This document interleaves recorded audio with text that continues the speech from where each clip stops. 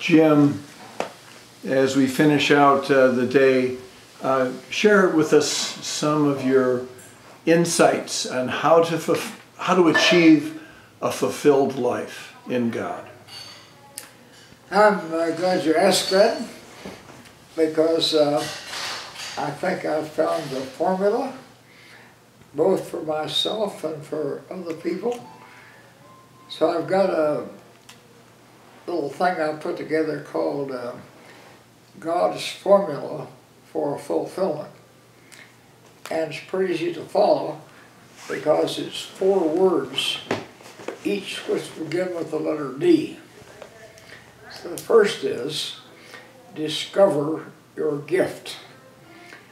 1 Peter 4:10 tells us to use the gift we've been given. And the assumption there is that everybody has a gift. I mentioned, I think here, that I read the other day that if the information contained in one of the 40 trillion cells in your body was transferred into writing, it would take 100 million copies of books the size of the Encyclopedia Britannica to just copy down the information in one cell. Now, in that cell, God has put a certain strain that reveals that every one of us have a gift a little bit different from the other person's gift. And when we're exercising that gift, we're doing what God created us to do. So the secret of fulfillment lies in the use of our gift. So the first thing, discover your gift. Now, I like to throw out the precaution that any kind of self-assessment is a weak way to discover your gift, because our assessment of ourselves is colored or discolored by what we call the self-image. And our self-image is a result of our interpretation of other people's reactions to us. So just a short illustration of this. I had a young man in a class, I told him this once. He went to UCLA to go to college. They were studying this. So the first day of class, the professor identified the class humorist. And then he agreed with the other part of the class, for the next 6 weeks, no matter how funny his jokes are, don't laugh. Just give him an odd look. They did that. Within 3 weeks, he stopped telling jokes. Now, I'm not funny. I don't know a good joke. Well, we're all like that. We pick up our interpretation of other people's reaction, then we start acting like that's who we are. So according to Dr. Maxwell Maltz, 90% of all people have a pretty well developed warped image of who they are. So I would say many tests that are used today are dependent on your self-evaluation. Therefore, they're not that accurate. So how do you discover your gift? Well, not that hard. It depends on the feedback from people on whom you've had an impact. So when I realized this was a need in my life, I took the 4 people closest to me and said, how do I come across to you? In the matter of character, gifts, and personality. Don't try to break it down. Just how do I come across as you as a person? And as an example, to keep it simple, stated in terms of strengths and weaknesses. How do I come across to you that is pleasing and right what do I do that's negative? Well, they didn't want to do it. So I said, well, do it anonymously. Take a 5 to 7 card and write it, shuffle, give it to a secretary, she'll type it up. I'll never know who got it and what. So they did. And she typed it up and gave it to me. And I was just ready to leave on an overseas trip. So I put the paper down in the car seat. As soon as I got out on the highway, I picked it up. Naturally, I looked at the weaknesses first, and my blood pressure shot up. Who do these people think they are, judging me like that? But after I settled down a little bit, I was interested, where are they unanimous? No, where are they not just not reflecting their own bias? So I got the shock of my life. By the way, about 3 months before, I had done a self-evaluation and written down what I thought my strengths and weaknesses were. So I compared my list with their list. What I had listed as my greatest strength, they were unanimous. It was a major weakness. 2 things that I had listed as weaknesses, they said were major strengths. So I said, now these guys know me, they love me, they have no reason not to be objective. They're right, I'm wrong. So I retired the area in which I thought I was strong, and they said I wasn't. I brought out of retirement the areas in which I thought I was weak, and they said I was strong. And it's the most liberating experience I've ever had in my life. First time in life I was free, and I displayed my personality, who I really was, not an actor or hypocrite. Everything improved, my relationship with all of it. So I'm pretty much convinced that the only people that can tell you how you come across strong, how you come across weak, are the ones on whom you have an impact. Now, they've had the impact, they know. So I used to have an illustration I'm going to have to discard, that if you or I have bad breath, and it's offensive to people, probably won't find out in the quiet time. Or prayer, it'll be the person on whom we have an impact. But I was reading a modern version of Job the other day, and among his complaints about his wife, he said, she's always complaining about my bad breath. So maybe you can get some hint out of the Bible on it. So first thing is, discover your gift. Now I think the psychologists call this sensitivity sessions. It could probably be better called insensitivity sessions. But you get the truth, you know, about who you really are from the people you impact. Okay, the second thing is, dedicate your gift. First, Peter 4:10 only indicates that God gives gifts to build up others. That's the purpose of it. Now, I've noticed in the news that people who use their gifts for personal fame and fortune have a high suicide rate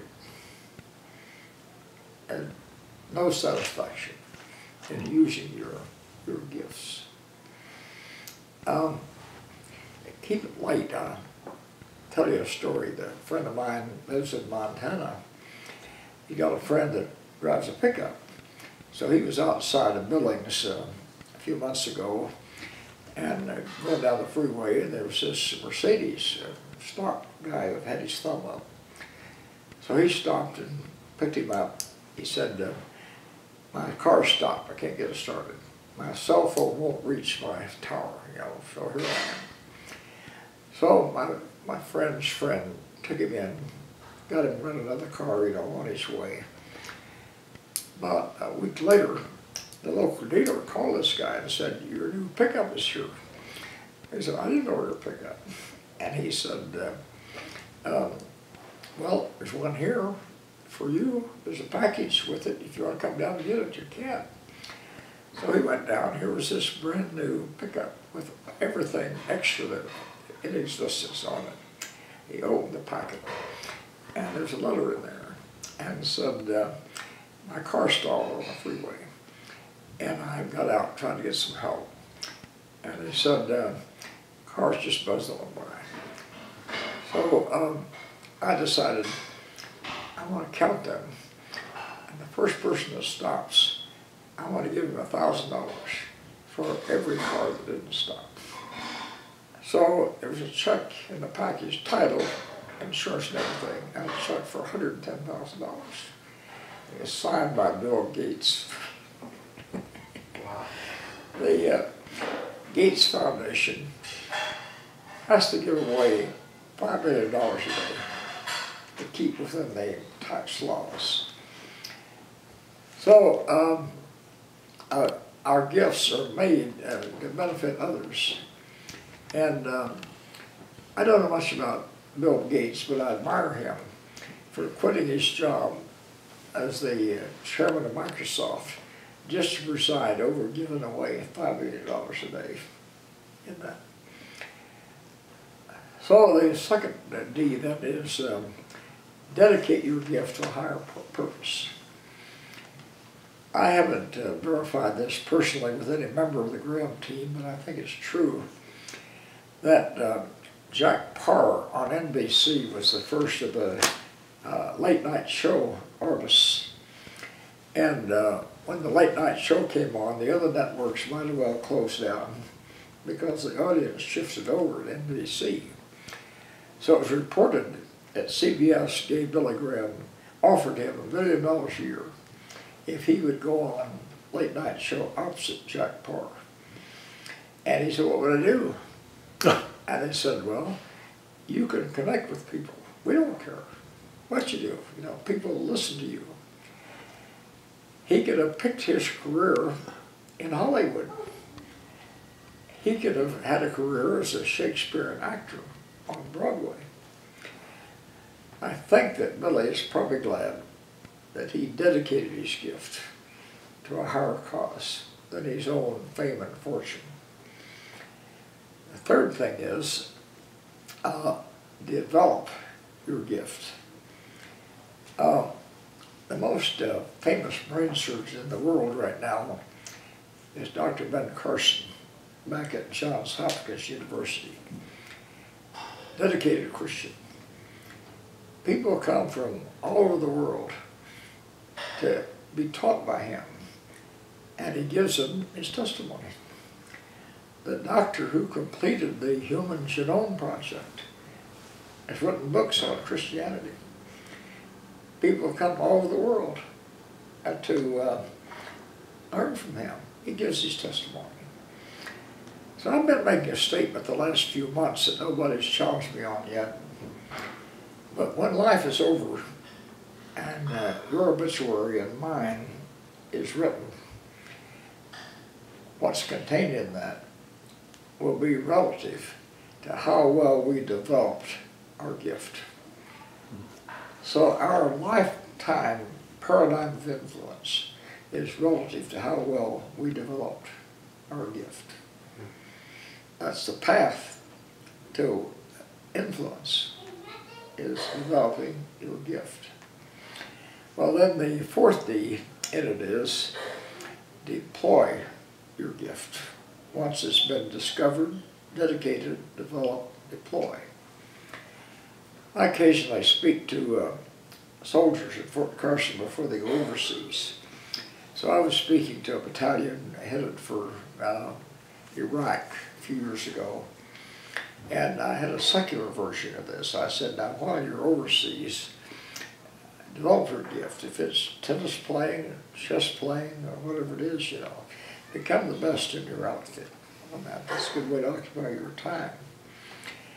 So as I came to the close, I had breakfast with the battalion commander, and I just asked the men and women of the battalion, as you look over the battalion here, who's the most fulfilled person in this battalion? I didn't get much feedback. So I said, well, if I had to make the choice, I would have a little conflict. Be either the chaplain or the commanding officer, because both of them have discovered their gift, dedicated their gift, developed their gift, and are deploying the gift. Well, I was at a stand-up mic, and the minute I stopped talking, the battalion commander jumped up, put his hand on my shoulder, stuck his finger in my nose, and get a point. He said, I am the most fulfilled person in this battalion, and don't you forget it. That's just a perfect illustration of that. Sometimes in a group, I make a list of most fulfilled person, most fulfilled persons they know. Inevitably, it's people that are still using their gifts. I don't know whether you listen to the Gaither singers or not, but they're just as good as they were 50 years ago. And a happy bunch of people, you know, well, they're still using their gifts, deploying their gifts for a higher purpose in themselves. I was explaining this to my son-in-law a couple of summers ago, who's a school teacher. My 12-year-old granddaughter was sitting there reading, you know, the way 12-year-olds do. I didn't even think she was listening. So after I finished, she said, Grandpa, I think you need to add a fifth D. And I said, oh, well, tell me about it. She said, Dr. Pepper. The only soft drink we keep in the refrigerator is Dr. Pepper. I think as she scrounged around looking for something to drink, she saw the Dr. Pepper. Well, I'm not ready to add Dr. Pepper. Got to it. But that's probably patterned after my own life. You know, experience that fulfillment depends on those four things. Probably the best illustration is in the Psalm 18:33, that among the other things that David said was, he makes my feet like the feet of a deer and sets me on my high places. Well, that seemed to be a pretty run-of-the-mill statement. But a friend of mine checked it out in depth and believed this was talking about a mountain deer. And this mountain deer has such a sense of balance that when he moves his front foot forward, he puts the rear foot in the same footprint. It takes a magnifying glass to find two footprints. He's got that sense of precision in there. So David didn't say that he sets me on the high place and then makes my feet like the feet of a deer. He said he makes me, my feet like the feet of a deer, and sets me. Most people I know have about 6 months lag time. And when God gives them a job, they say, well, I'm not quite ready for that. You know, about 6 months, I'll be ready. Well, if God says you're ready, you're ready. To get started on exercising that gift, deploy your gift. You know. I encourage people, launch out, whether you think you're ready or not. Because he made your feet like the feet of a deer before he sets you on the high place in there. Now, when we are deploying our gift, we are fulfilling the purpose for which we were created.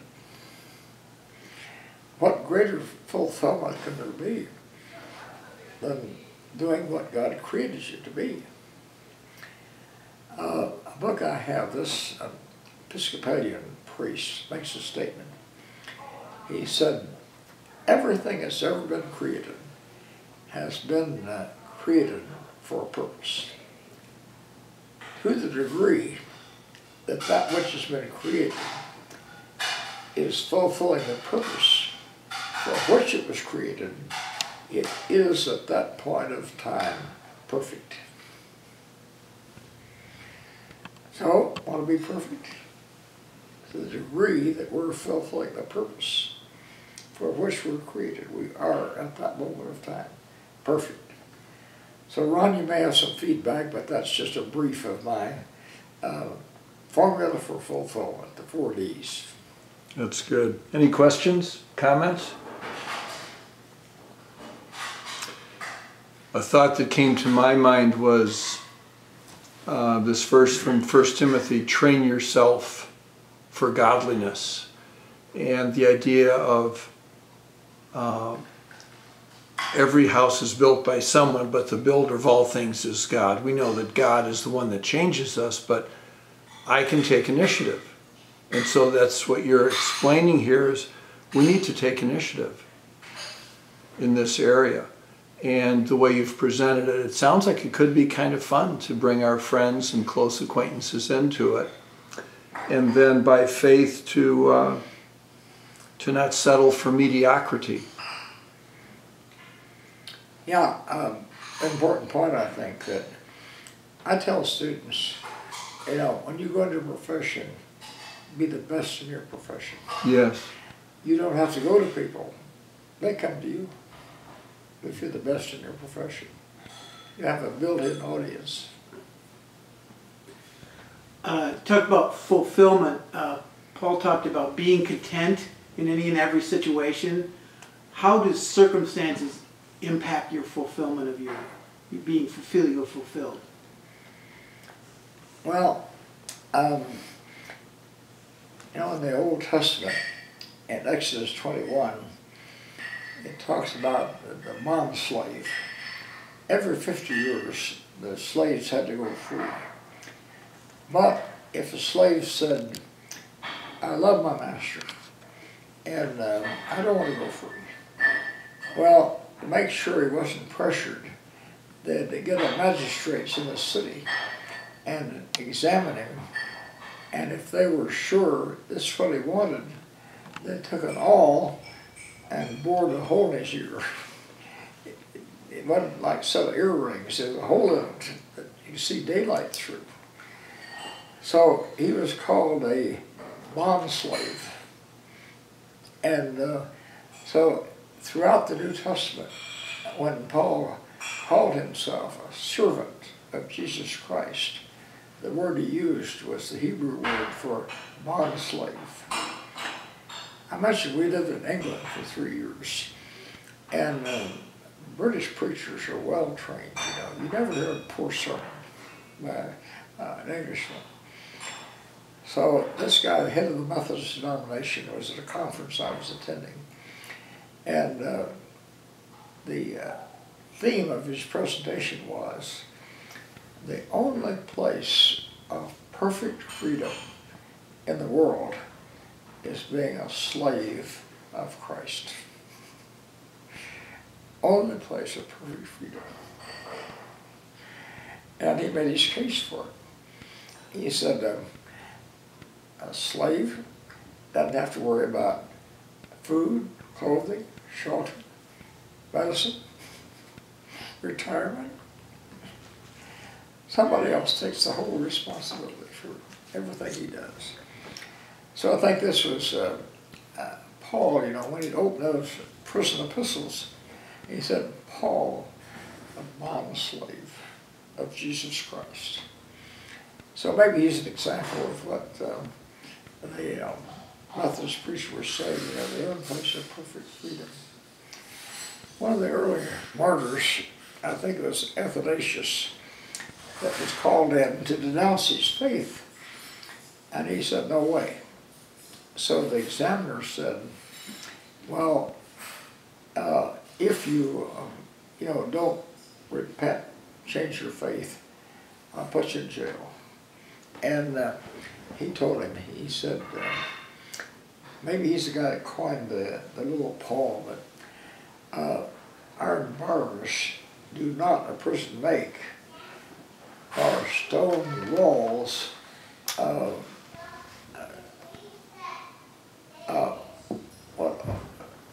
there's a word, I forgot what it is, but he said, if I have freedom in my soul and in my spirit am free, angels alone that soar above enjoy such liberty. You can't imprison me and imprison my spirit. So they said, well, we'll banish you to another country. He said, Jesus said, I'll be with you, even the end of the world. You can't banish me. And they said, well, okay. He said, man, I've been dead for 30 years, and my life is hid with Christ in God. I think Paul has some of that in there, you know. I'm here by the will of God. The Romans, they can't put me in prison.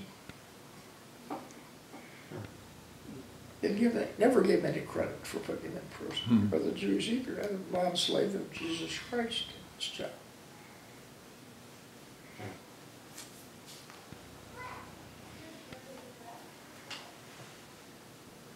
Jim, is it ever too late to begin the process of carrying out the 4 Ds in your life? Of doing. Is it ever too late, age-wise, to begin the process of carrying out the 4 Ds in your life? No. I do this for college students. I do it for senior citizens. No, the formula is ageless in that. Now, I tell students, when you get out of college, you probably go into a survival mode for a few years. By the time you're 28 to 30, you should have a clear idea of what your gifts are. And I tell them that really the reason you're going to college is to find the platform from which you're going to live your life. Make sure the platform is suitable for maximizing your gifts. Those 2 things have to go into it. Now I think, Brian, that where I got into this was the midlife crisis in my 40s. I think the midlife crisis is that people instinctively know if I continue doing what I'm doing, I'll have to do it the rest of my life. It'll be too late to change. So really the decision of midlife crisis is this what I want to do the rest of my life? So that's a good time for people to look into this, you know, the midlife crisis. Is this for life?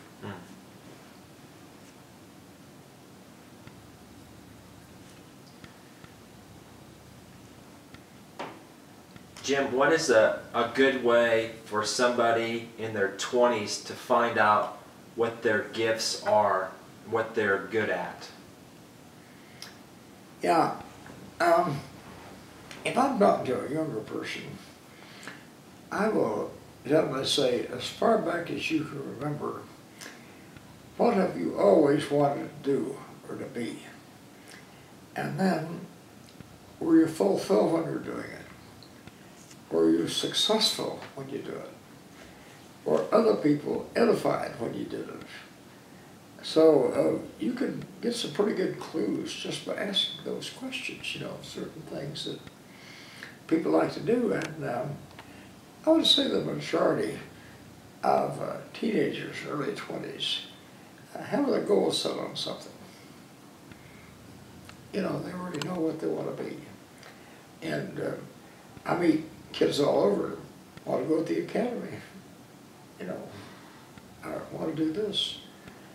So that latent desire is there. Now the way I explain that God did not give us certain desires to torture us by not fulfilling them. So really what our desires, deep down desires are probably God's clue as to what we're supposed to do.